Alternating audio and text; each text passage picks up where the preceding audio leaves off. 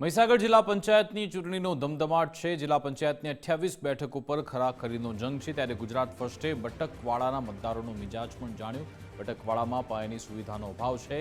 આઝાદીના વર્ષો બાદ પણ ડુંગરાળ વિસ્તાર વિકાસથી વંચિત છે। રોડ રસ્તા અને પીવાના પાણીની સમસ્યાથી લોકો ત્રાહિમામ। પીવાના પાણી માટે લોકો બોર અને હેન્ડપંપ પર નિર્ભર છે। વિકાસ માત્ર કાગળ પર થયો હોવાનો સ્થાનિકોનો આક્ષેપ છે। વિકાસના દાવા વચ્ચે વાસ્તવિકતાની જંગ। સ્થાનિક સ્વરાજ્યની ચૂંટણી માટે 26 એપ્રિલે મતદાન થશે, જ્યારે કે 28 એપ્રિલે મતગણતરી હાથ ધરાશે।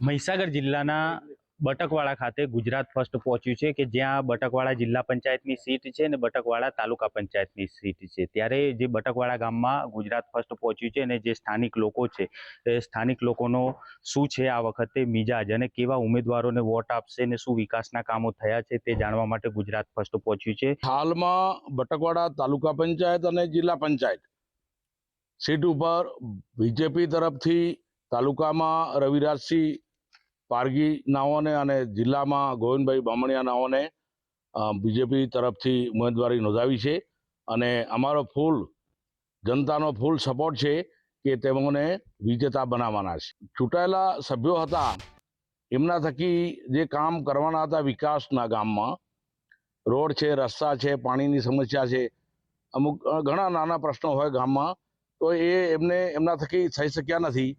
જેથી કરીને હાલ અત્યારે અમે એવા મૂડમાં છીએ કે બંને ઉમેદવારોને વિજેતા બનાવવાના છે। અન્ય એક સ્થાનિક છે કે કાકા શું કહેશો કે જે અગાઉના ઉમેદવાર હતા તેમને જે રજૂઆત કરવામાં આવતી હતી કામોને લઈને તે કામો કરવામાં આવ્યા છે ખરા કે અધૂરા?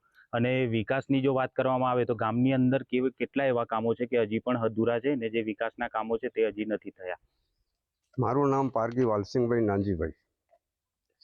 જે આગળ કોંગ્રેસના સભ્ય હતા એમના કામ હજી પૂરા થયા નથી ને અધૂરા છે ને પૂરા કર્યા નથી, એટલે હવે અમે બીજેપીના ઉમેદવાર તાલુકા સભ્ય તરીકે અમે નવો ઉમેદવાર પસંદ કર્યો છે અને એમને અમે બહુમતીથી જંગીથી જીતાડીશું। ગામની અંદર કઈ એવી સમસ્યાઓ છે હજી કે જે વિકાસના કામોને લઈને કે જે હજી સુધી જે સ્થાનિક લોકો છે સ્થાનિક લોકોને તેનાથી તકલીફ પડી રહી છે અને રજૂઆતો કરવા છતાં પણ જે સમસ્યાઓ છે કે જેનો ઉકેલ આવ્યો નથી, તેવી કઈ સમસ્યાઓ?